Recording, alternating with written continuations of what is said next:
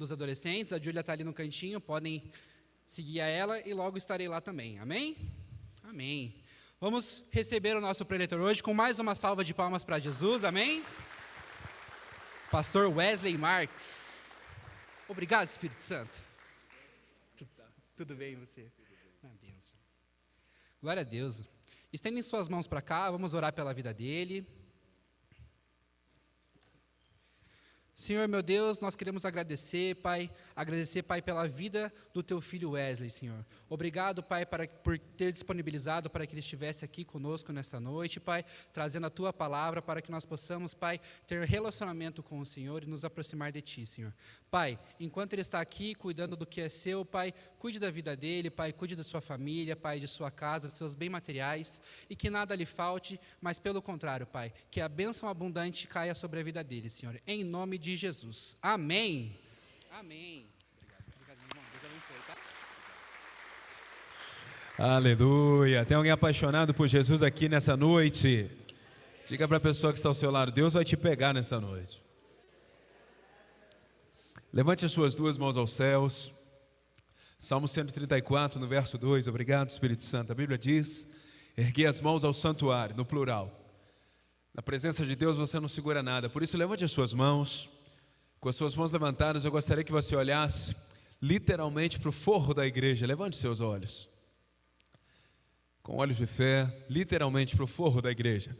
Agora eu oro para que os seus olhos espirituais sejam abertos e você enxergue além do forro. Enxerga os querubins, enxerga os serafins, enxerga Jesus Cristo assentado à direita de Deus, e com uma voz de apaixonado, diga: boa noite, Espírito Santo. Não, pode ser melhor, diga: boa noite, Espírito Santo. Diga comigo: que privilégio estar na tua casa nessa noite. Diga: e eu te peço, abre os meus olhos e os meus ouvidos espirituais. Diga comigo: para que eu possa ter clareza na sua palavra. Diga comigo: Senhor Jesus, eu te amo demais. Você pode jogar um beijinho para o céu? Quero ouvir o barulho do beijo. Joga um beijinho para ele. Você pode aplaudir ao Espírito Santo nessa noite. Glória a Deus. Antes de você se assentar, dá um abraço na pessoa que está ao seu lado. Glória a Deus. Deixa eu te dar um abraço aí, meu irmão. Você me acompanha aí? Glória a Deus. Pode se sentar. Tem alguém apaixonado por Jesus aqui nessa noite? Queridos, para mim é sempre uma honra. Eu estava dando uma olhada ali na agenda do ministério. Se eu não estiver errado, é a minha 6ª vez ministrando aqui na Provisão em Vida. E para mim é um grande privilégio poder estar aqui cooperando com vocês, com o pouco que sei, o pouco que sou. Minha primeira experiência com o Espírito Santo foi na Provisão em Vida, quando eu tinha 9 anos de idade. E hoje tenho 26. Não vim aqui para falar de mim, mas caso você não me conheça, meu nome é Wesley Marques, eu tenho 26 anos, sou casado com a Milena tem 24 anos, psicóloga. Somos pastores da comunidade Esperança e Vida. Nós caminhamos com o apóstolo Luiz Hermínio, o pessoal do Mevan. Nossa igreja não é Mevan, mas está debaixo da cobertura do apóstolo Luiz. Nossos cultos são todos os domingos de manhã. Essa semana estive viajando, ministrando fora, e para mim é sempre uma honra poder estar aqui cooperando com vocês. Se você deseja acompanhar o nosso ministério, entra lá no nosso Instagram depois, ou no nosso canal do YouTube, Wesley Marques PR de pastor. Toda segunda-feira temos um vídeo novo visando a edificação do corpo de Cristo, amém? E nessa noite eu queria falar contigo sobre fé. Eu queria falar contigo a respeito das promessas de Deus. Sem mais delongas, abre tua Bíblia comigo em 2 Coríntios capítulo 3, a partir do versículo 16. Estou lendo a NVT, nova versão transformadora. 2 Coríntios capítulo 3, a partir do versículo 16. O título da nossa mensagem nessa noite é Promessas versus Realidades. 2 Coríntios capítulo 3, a partir do versículo 16. Quem achou diz aleluia. Vamos embora. 2 Coríntios 3,16, a NVT traduz: contudo, sempre que alguém se volta para o Senhor, o véu é removido. Pois o Senhor é Espírito, e aonde está o Espírito do Senhor, ali há liberdade. Portanto, todos nós, dos quais o véu foi removido, podemos ver e refletir, aleluia, a glória do Senhor. E o Senhor, que é Espírito, nos transforma gradativamente à sua imagem gloriosa, deixando-nos cada vez mais parecidos com Ele. Faz assim com a mãozinha, gradativamente. Diga comigo, de glória em glória. Olha para a pessoa que está ao seu lado e faz assim, de glória em glória. Diga para ela, curta as glórias. Quem está comigo aqui nessa noite? Boa noite, Espírito Santo. Obrigado porque quando eu cheguei aqui o meu Senhor já estava. Espírito Santo, eu oro para que o Senhor abra os nossos olhos, os nossos ouvidos espirituais, para que nós possamos ter clareza na Tua palavra. Pai, o diabo ele não teme aquilo que nós ouvimos, ele teme aquilo que nós entendemos. A Tua palavra diz em Mateus 13:19, obrigado, Espírito Santo, que ouvindo alguém a mensagem do reino e não a entendendo, vem o maligno e rouba a semente que foi lançada. Eu quero declarar que o Teu povo não vai somente ouvir, mas entender essa palavra. Abre os nossos olhos, abre os nossos ouvidos espirituais. Muito obrigado porque quando eu cheguei aqui o meu Senhor já estava. E a igreja diz, você pode aplaudir o Espírito Santo.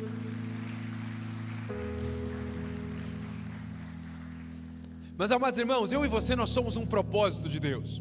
Conforme nós lemos 2 Coríntios 3:18, a Bíblia vai dizer que a nossa vida ela é transformada de glória em glória. Um dos significados da palavra glória no grego kabod é opinião. Então se a Bíblia diz que eu sou transformado de glória em glória, está dizendo que eu sou transformado de opinião em opinião. Você já parou para pensar que todos os dias o céu ele tem uma opinião ao seu respeito? Eu preciso que você entenda que eu e você nós nascemos para sermos dependentes de Deus. Efésios 1:4, diga obrigado, Espírito Santo. A Bíblia diz que Deus me elegeu nele antes da fundação do mundo. Aleluia. E existe uma regra, aquilo que te gera é o que te sustenta. A Bíblia diz que Deus me elegeu. Eu fui gerado nele, antes da fundação do mundo. Se você tirar o peixe de uma água, o que vai acontecer? Ele morre. Se você corta o galho de uma árvore e continua nascendo fruto, da mesma forma, o homem longe de Deus, ele não prospera. Por quê? Porque você nasceu para viver coladinho do Espírito Santo. Meus amados irmãos, a questão não é que você vai ser abençoado, você já é abençoado. Efésios 1:3-4, a Bíblia diz que Deus já me abençoou com toda sorte de bênçãos. Então a questão não é que eu vou ser abençoado, eu já sou. Romanos 8:37, diga obrigado, Espírito Santo. Romanos 8:37, a Bíblia diz que eu sou mais do que vencedor. Tem gente que fala, pastor, eu preciso de mais bênção. Não, você não precisa de mais bênção, você precisa de mais autoridade.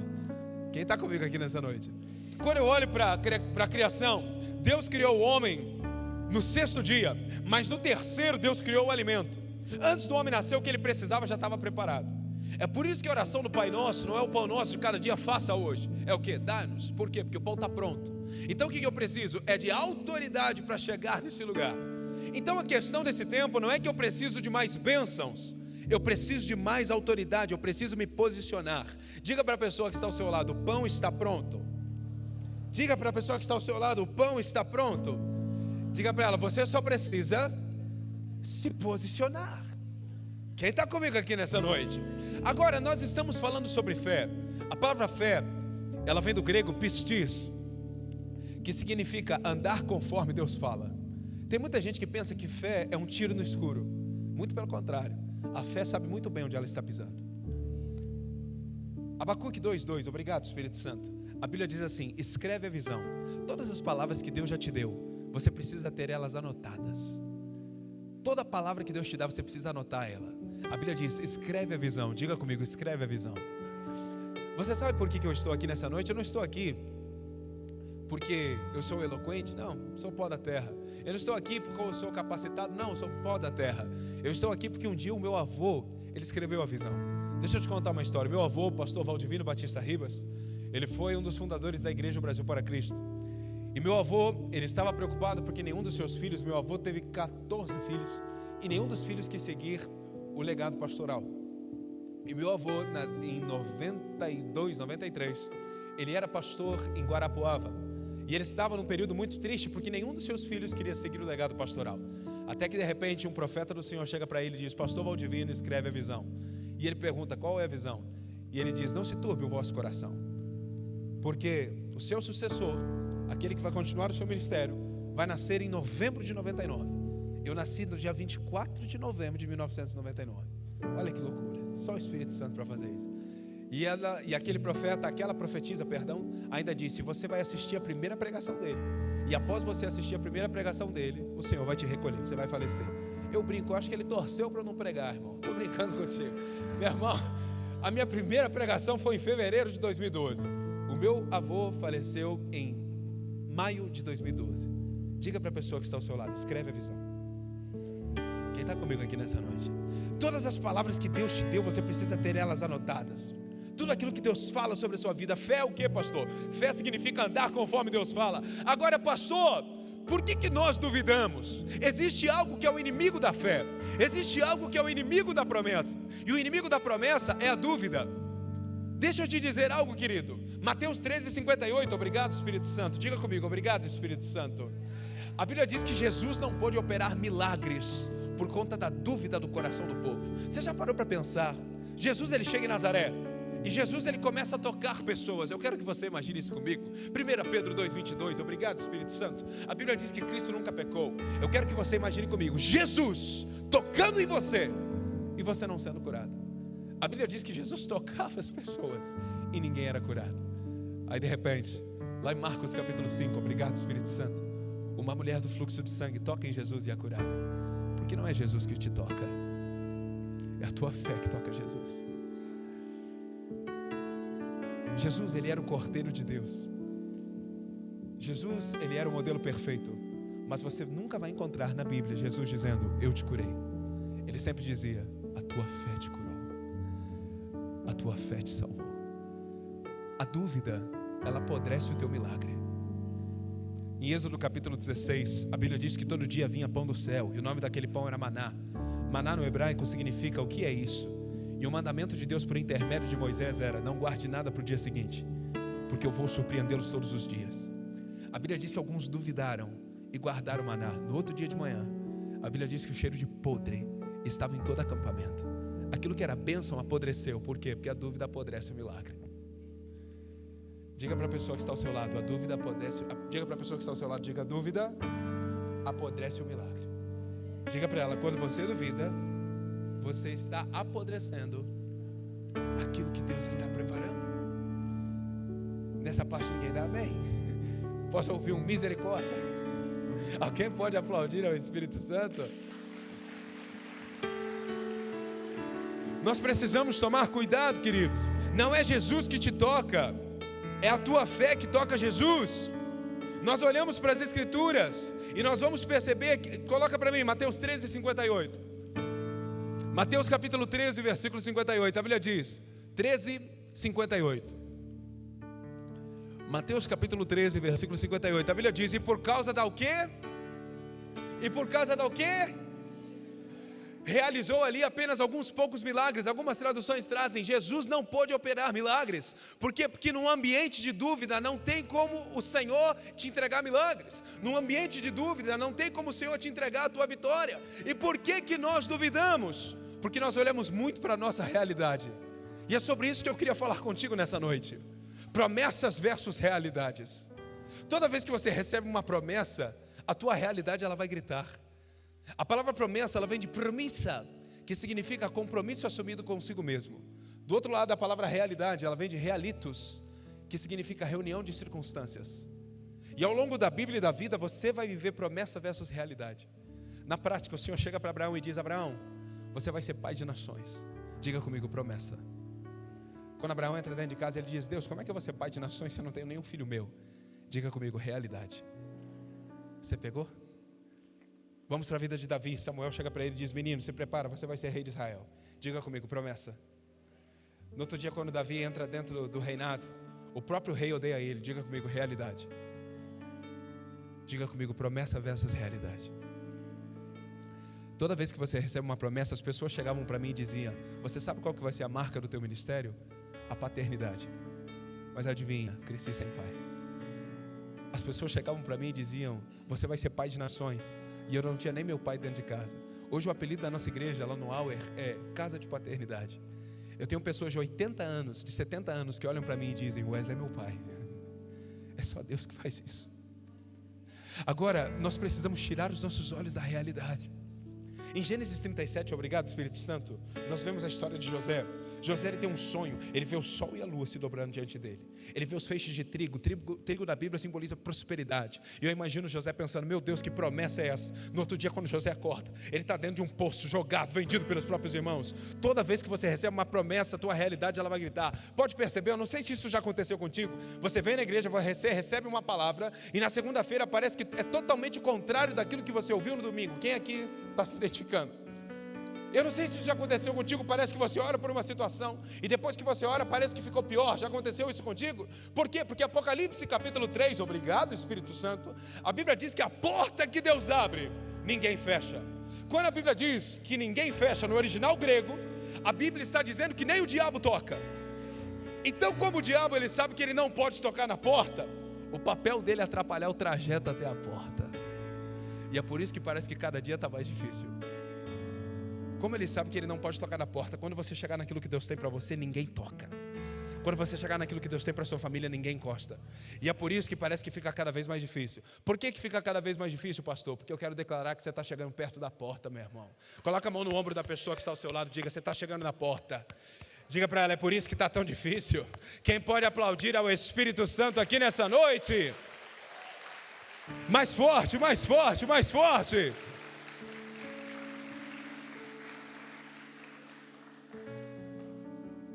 Diga comigo promessa versus realidade. O Senhor chega para Abraão e diz, Abraão, Gênesis 15, obrigado Espírito Santo, você vai ser pai de nações. Aí Abraão diz, Deus, como é que eu vou ser pai de nações se eu não tenho nenhum filho meu? Deixa eu te dizer uma coisa, sempre que Deus vai fazer muito, Ele usa pouco. Sempre que Deus vai fazer muito, Ele usa pouco. Sempre que Deus vai usar alguém por muito tempo, Deus prepara essa pessoa por muito tempo. Deus nunca pega leve em quem Ele investiu pesado. Deus nunca pega leve em quem Ele investiu pesado. O Senhor chega para Abraão e diz, Abraão, você vai ser pai de nações. Sabe quando Deus diz que você vai para as nações, mas você não tem dinheiro nem para o passaporte? Sabe quando Deus diz que você vai para as nações, você só sabe falar um português mais ou menos? Eu sei falar duas línguas, português e estranha. A segunda eu falo bem. Quem está entendendo o que eu estou falando?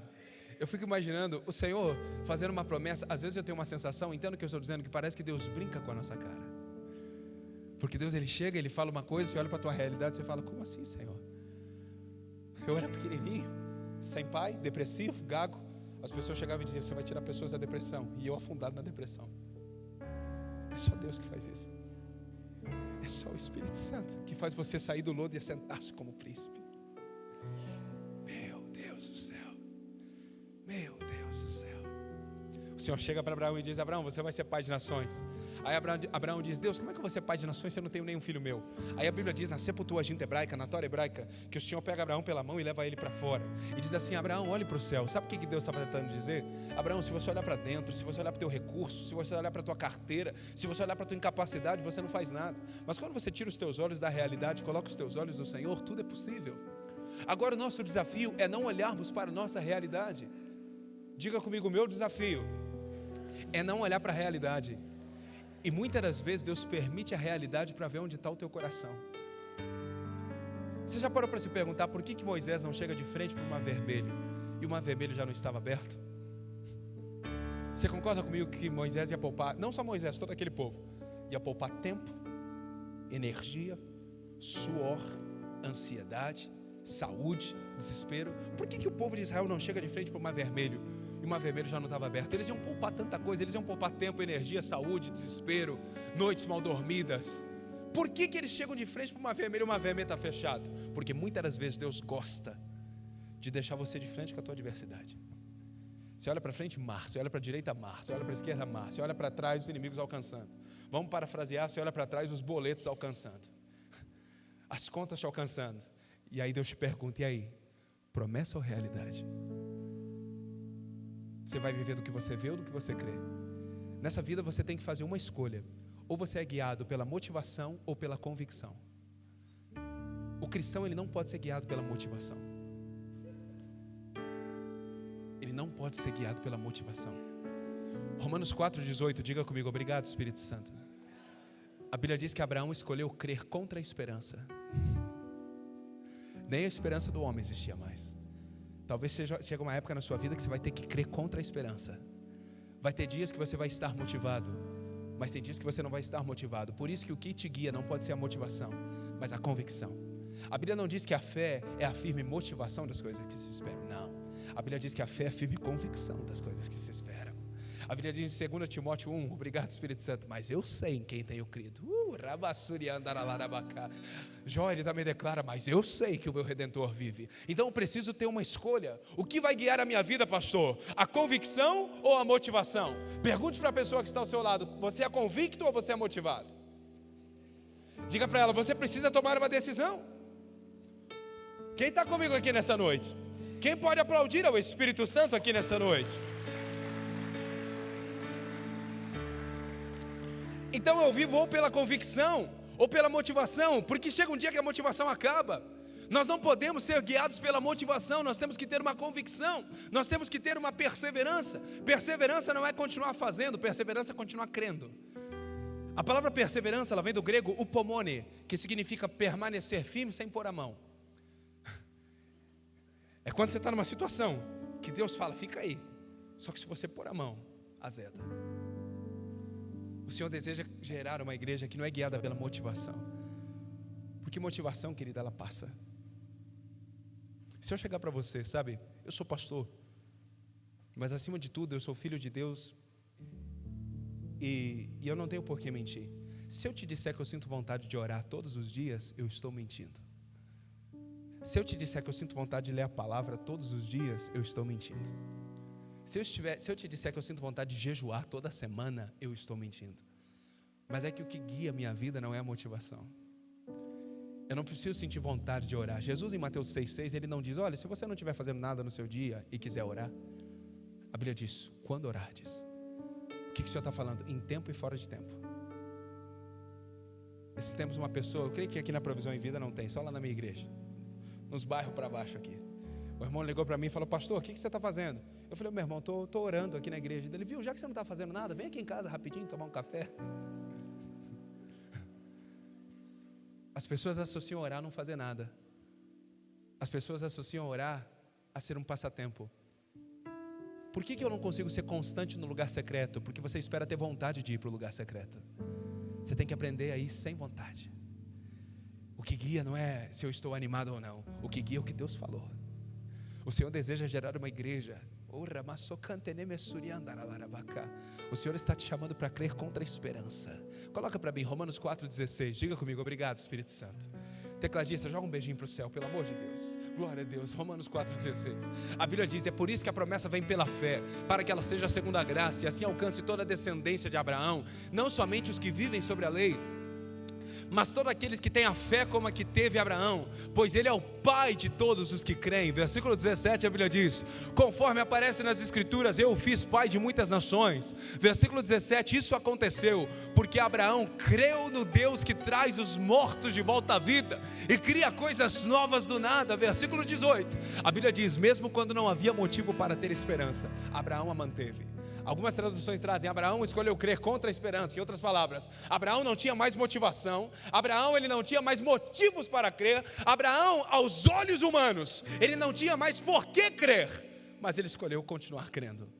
Por quê? Porque 2 Coríntios 5,7, obrigado Espírito Santo, a Bíblia diz que eu não vivo pelo que eu vejo, eu vivo por aquilo que eu creio.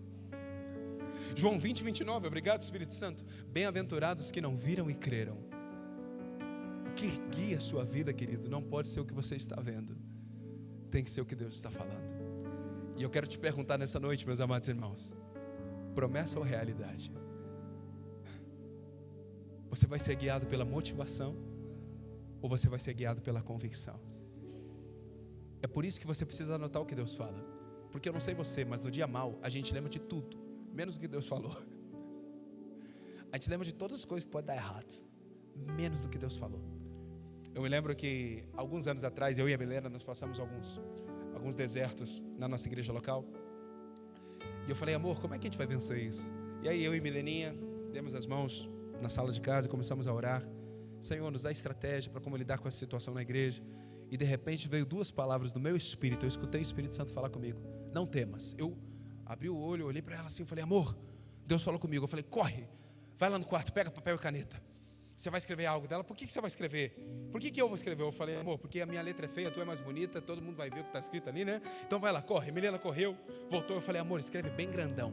Não temas. Aí ela pegou papel, caneta, ela escreveu bem grandão assim, não temas. Aí a Bíblia diz, escreve a visão, coloca até aí, Abacuque 2:2. Diga obrigado, Espírito Santo. A Bíblia está dizendo, Abacuque 2:2. A Bíblia diz, então o Senhor me disse, escreve a minha em tábuas. Aí a Bíblia vai dizer, para que possa ler depressa e com clareza. Qual que é o problema? É que às vezes você anota o que Deus fala e guarda lá na gaveta. Aí no dia do Natal ele abre e lê, oh que bênção. Daí ele guarda e abre só no Natal do ano que vem. Quando a Bíblia diz escreve a visão, a Bíblia está falando escreve a visão e coloque no lugar aonde sempre se lembrará do que disse. Como o pastor Wesley gosta de comer um pouquinho, adivinha onde eu deixei? Na geladeira. Diga obrigado, Espírito Santo. Deixei na porta da geladeira. Aí eu acordava. Às vezes, minha irmã, às vezes eu queria ficar preocupado. Eu entrava na cozinha, o que estava escrito? Escreve a visão. Às vezes a Milena queria ficar preocupada, a gente falava, amor, e agora essa situação na igreja, o que a gente vai fazer? Quando a gente entrava na cozinha, o que estava escrito? Aí às vezes eu queria me desesperar, eu falava, Senhor, e agora? O que eu vou fazer? Eu olhava para trás, o que estava escrito? É por isso que a Bíblia diz, escreve a visão. Você precisa anotar, para que você não se esqueça daquilo que Deus está falando contigo. O que guia a sua vida não pode ser a motivação, mas a convicção daquilo que Deus fará na tua história. Quem pode aplaudir ao Espírito Santo? Mais forte, mais forte, mais forte, mais forte. Quem está recebendo de Deus essa palavra? Diga para a pessoa que está ao seu lado, eu avisei que Deus ia te pegar. E pastor, como é que eu venço a realidade? Promessa versus realidade. Quem está recebendo de Deus essa palavra? Está fazendo sentido? Como que eu venço a guerra da realidade? Como que eu sou guiado pela convicção? Eu preciso vencer a guerra na mente. A maior guerra de um cristão não é externa, é interna. Note que em Marcos 12:30, obrigado Espírito Santo, Jesus ele diz assim, ama teu Deus de todo o teu coração, de toda a tua alma e de todo o teu uma mente governada pela palavra de Deus. Na Bíblia, quem governa sua mente, governa suas decisões. Tem muita gente que pensa que a mente é depósito de lixo. A mente na vida do crente, ela é um campo de guerra. Coloca para mim Romanos 12:2. Para ser da NVT mesmo. A Bíblia diz, não imitem o comportamento e os costumes deste mundo, mas deixe que Deus os transforme por meio de uma mudança em seu modo de agir, tá certo? Por meio de uma mudança em seu modo de falar, tá certo? Por meio de uma mudança em seu modo de discutir, tá certo? A Bíblia diz, por meio de uma mudança em seu modo de... O que a Bíblia está tentando te ensinar? Se você não pensar corretamente, você não consegue agir corretamente. Por que tem tanta gente que não consegue ter atitudes boas? Porque ele não tem pensamentos bons. Você sabia que você atrai tudo aquilo que você pensa? Em Provérbios 23, por exemplo, a Bíblia diz que assim como o homem pensa, assim ele é. Antes dos coaches pregarem isso, a Bíblia já dizia 3.000 anos atrás. Só que meu povo perece por falta de conhecimento. Há coisas que os coaches, meu irmão, eu não estou aqui para ficar criticando o coach, muito pelo contrário, sou abençoado por muitos deles. Mas o que os coaches falam, eles tiram tudo de Provérbios. Se você lê Provérbios e Eclesiastes, às vezes você vê um cara falando alguma coisa, dando uma mentoria, falando, meu Deus, que mindset incrível. Meu irmão, é Eclesiastes puro. Nossa, se você não pensar corretamente, você atrai tudo que você pensa. Se você pensar coisa negativa, você atrai coisa negativa. Nossa, da onde que esse cara tirou isso? De Jó. Jó escreve, o que eu mais temia me sobreveio. Eu atraio o que eu penso. É simples. Mas o meu povo perece por falta de toda a teologia coach, toda a mentoria, toda a palestra, é tudo Provérbios e Eclesiastes. Por exemplo, Provérbios 15:15 é um que eu amo. A Bíblia diz que para o ingrato tudo é um fardo, mas para o grato a vida é um banquete contínuo. Eu amo esse texto. Para o ingrato tudo é um peso, mas para o grato a vida é um banquete contínuo. Deixa eu te dizer algo, querido. O seu papel não é olhar para o que te falta, é olhar para o que você tem. Não despreze o que Deus colocou na tua mão, enquanto você espera aquilo que ainda está nas mãos de Deus. Desde o Éden, o inimigo ele tem um plano para você. Ele quer que você foque no que Deus não te deu, a ponto de você ficar entediado com tudo aquilo que Deus te deu. Eu quero que você imagine comigo Adão no jardim do Éden. Nós não estamos falando de jardim botânico, que já é algo maravilhoso. Nós não estamos falando de Parque Barigui, que é algo maravilhoso. Nós estamos falando de jardim do Éden. Eu quero que você imagine a abundância que Adão tinha. E o inimigo conseguiu fazer com que ele focasse no que ele não tinha. Desde o Éden, o inimigo quer que você foque no que Deus não te deu, a ponto de você ficar insatisfeito, chateado e desanimado com tudo aquilo que Deus já te deu. Não despreze o que Deus já colocou na tua mão, enquanto você espera aquilo que ainda está nas mãos de Deus. Enquanto áreas da sua vida ainda estão nas mãos de Deus, aproveita o que está bom. Enquanto Deus cuida daquilo que está ruim, curte aquilo que está bom. Você precisa mudar o seu modo de pensar. Enquanto eu não mudar o meu pensamento, eu não viverei a vontade perfeita de Deus. Coloca para mim Efésios 4:23, diga comigo, obrigado Espírito Santo. Quem está recebendo essa palavra? Pode perceber que desde o Éden, o inimigo ele quer que você foque no que Deus não te deu. Ele quer que você foque em coisas da sua vida que ainda não foram resolvidas. Efésios 4:23. A Bíblia diz, deixe que o Espírito renove os seus pensamentos e... Novamente, deixe que o Espírito renove o quê? Você está entendendo que não é atitude e pensamento? É pensamento e atitude. Porque se você não mudar a tua mente, você não muda a tua vida. Tem muita gente querendo mudar a vida sem mudar a mente. Você sabe quando que a vida muda? Eu até anotei aqui algumas coisas. Deus não muda circunstâncias. Perdão, Deus não começa mudando circunstâncias. Ele começa mudando a tua mente. Porque quando a mente muda, a percepção muda. Quando a percepção muda, as escolhas mudam. E quando as escolhas mudam, a vida muda. Tem muita gente que quer agir corretamente, mas passa a semana inteira pensando coisas negativas. Em Filipenses 4:8, obrigado Espírito Santo. Olha o que o apóstolo Paulo escreve, coloca para mim, Filipenses 4:8. Ele diz, tudo que é nobre, tudo que é puro, tudo que é correto, tudo que é admirável. Concentre-se em tudo que é nobre, tudo que é correto, tudo que é puro, próximo, tudo que é amável e tudo que é admirável. Pensem, falem no que é excelente, está certo? Haja como o que é excelente, está certo? A Bíblia diz? O que ele está falando? Se você não pensar direito, você não consegue agir direito. Pastor, por que a minha vida, eu não consigo tomar boas atitudes? Porque talvez a sua mente não está renovada. Eu acho que é Romanos 8:6. Quando eu não tenho certeza, eu digo obrigado Espírito Santo. Coloca aí, eu acho que é Romanos 8:6. Olha aí, diga obrigado Espírito Santo. Diga para a pessoa que está ao seu lado, leia a Bíblia. Tá vergonha bom ler a palavra, gente? Deus não deixa a gente ser envergonhado, né? Olha o que a Bíblia vai dizer. Portanto, permitir que a natureza humana controle resulta em morte. Mas permitir que o Espírito controle resulta em vida e paz. A tua maior guerra não é do lado de fora, é do lado de dentro. Um navio não afunda porque tem água do lado de fora. Ele afunda quando a água entra do lado. Meu irmão, o bicho pode estar pegando do lado de fora. A realidade, que nem Abraão, Deus, como é que eu vou ter filho se eu não tenho nenhum filho meu? Como é que eu vou ser pai de nações? Mas enquanto o teu coração estiver guardado, enquanto a tua mente estiver guardada, a promessa vai se cumprir. É por isso que a Bíblia diz, acima de todas as coisas, guarda o teu coração. O judeu, ele prega que coração e mente é a mesma coisa. A palavra coração e a palavra mente no hebraico é leve, é a mesma coisa. Porque o coração e a mente estão coligados. O coração e a mente é o centro das decisões. E a Bíblia está dizendo aqui que permitir que a natureza humana controle a mente vai resultar em morte. Morte em que sentido? Desânimo, tristeza, angústia. Mas se você permitir que o Espírito controle a tua mente, você vai ter paz. O Senhor está te chamando para não ser guiado pela motivação, mas ser guiado pela convicção. Versículo 7, a Bíblia vai dizer... Porque a mentalidade, esse aqui mexe demais comigo. A mentalidade da natureza humana é sempre inimiga de Deus. Gente, isso aqui é muito forte. Diga para a pessoa que está ao seu lado, isso aqui é muito forte. Diga para a pessoa que está ao seu lado, diga, isso aí é muito forte. Tecladista, olha o que a Bíblia está dizendo. Joga um beijinho para o céu, tecladista. Meu Deus do céu, a Bíblia está dizendo que a mentalidade da natureza humana é sempre inimiga de Deus. O que a Bíblia está dizendo? Que a tua mente humana sempre vai dizer que vai dar tudo errado. A tua mente humana sempre vai querer que você esteja desanimado. A tua mente humana sempre vai querer que você esteja desmotivado. É por isso que você não pode ser guiado pela tua carne. Você precisa ser guiado pelo Espírito. E se eu te disser que você pode pensar como Cristo? Aí você pode dizer, pastor, mas Jesus era Jesus.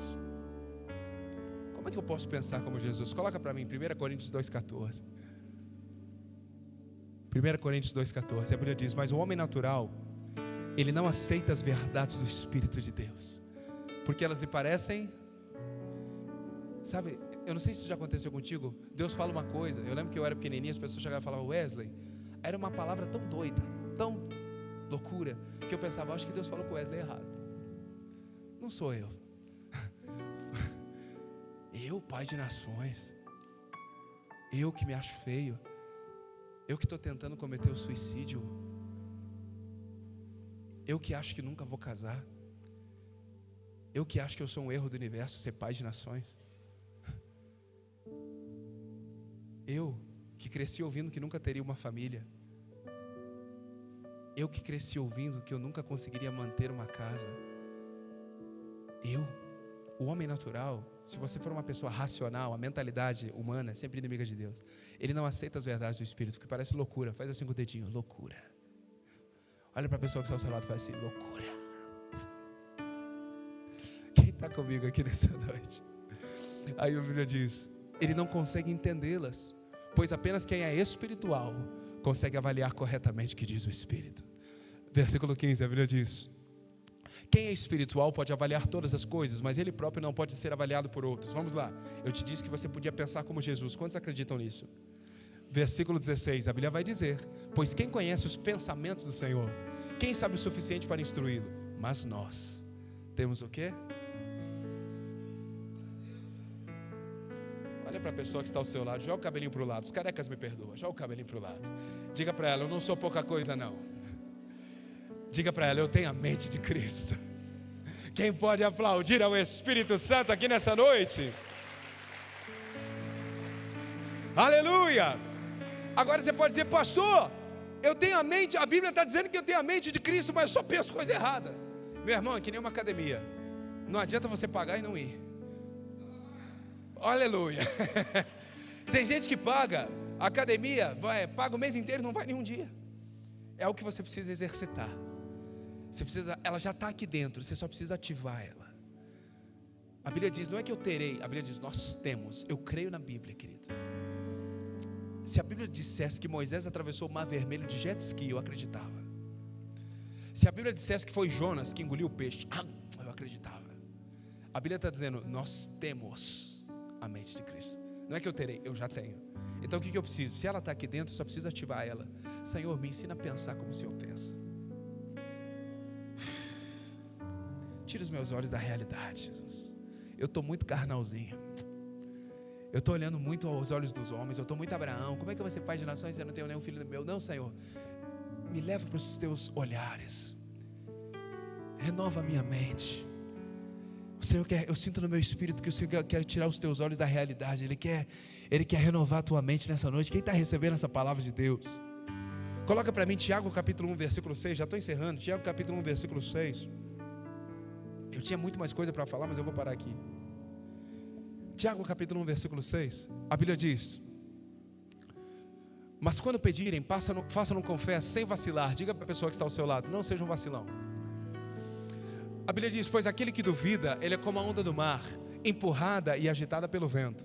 Versículo 7, olha só, quem duvida, ele não deve esperar receber coisa alguma do Senhor. Quem duvida não recebe nada. E por que não recebe nada? Por quê? Verso 8.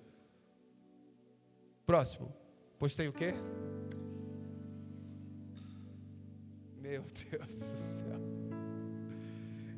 Tem o jeito dividido? Não. Tem a casa dividida? Não. Aonde que está o problema? E a Bíblia vai dizer, pode deixar aqui congelado, tem a mente dividida e é instável em tudo que faz. Eu até anotei algumas coisas aqui.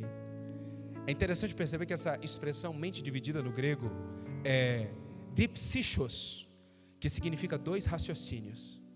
O que é mente dividida? Hoje confia, amanhã duvida. Hoje entrega, amanhã controla. Hoje acredita, amanhã entra em pânico. E é por isso que Tiago diz, inconstante em todos os seus caminhos. Ele não está dizendo que apenas a oração dessa pessoa fica prejudicada. Ele está dizendo que todos os caminhos são pela metade.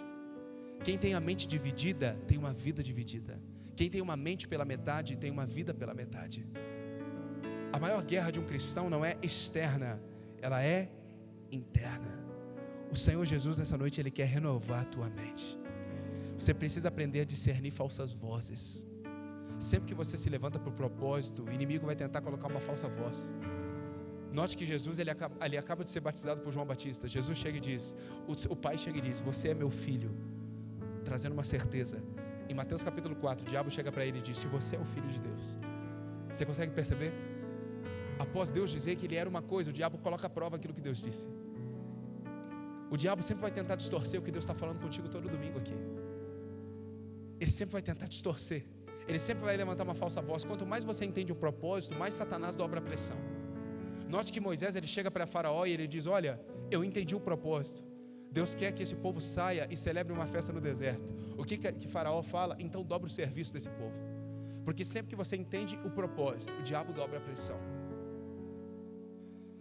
É por isso que você não pode ser guiado pela motivação. Você tem que ser guiado pela convicção. Mas eu sei em quem tenho crido. E é impossível falar de convicção e não me lembrar de Noé. Deus falou com Noé uma vez. Noé parecia um bobo até o dia que começou a chover. Você já parou para imaginar? Noé 100 anos debaixo de uma palavra. Tem gente que precisa de uma confirmação todo domingo, senão o culto não é bom.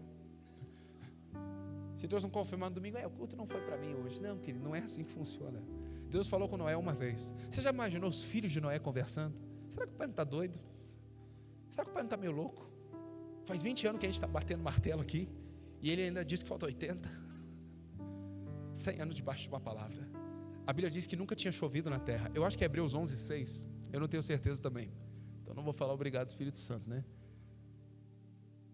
7 talvez? Olha aí, diga obrigado Espírito Santo. Olha o que a Bíblia está dizendo. Pela fé Noé construiu uma grande embarcação para salvar a sua família do dilúvio. Próximo, a Bíblia vai dizer, ele obedeceu a Deus, que o advertiu a respeito de coisas que nunca haviam acontecido. Essa palavra nunca havia acontecido no grego é chuva. Essa palavra é chuva, ou seja, Noé foi o primeiro homem da história que ouviu a palavra chuva. Deus chega e fala, Noé, constrói uma arca que vai vir chuva. Noé escuta e fala, chuva, o que é essa palavra? E às vezes é assim na sua vida, Deus fala uma palavra que parece que ninguém ouviu. Deus está te dizendo para você fazer algo que todo mundo fala, você é doido.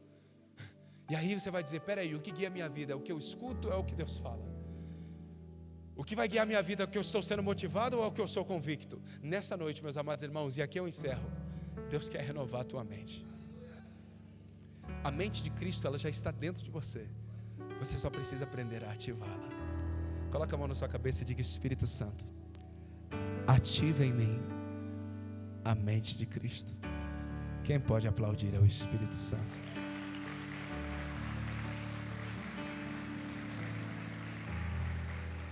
Ministério de Louvor pode subir. Vamos fazer envolto em tua presença de novo. Enquanto eles se preparam, permita-me ler. Eu tenho algumas, às vezes Deus vai falando com a gente algumas coisas, eu anoto em frases, caso você esteja anotando,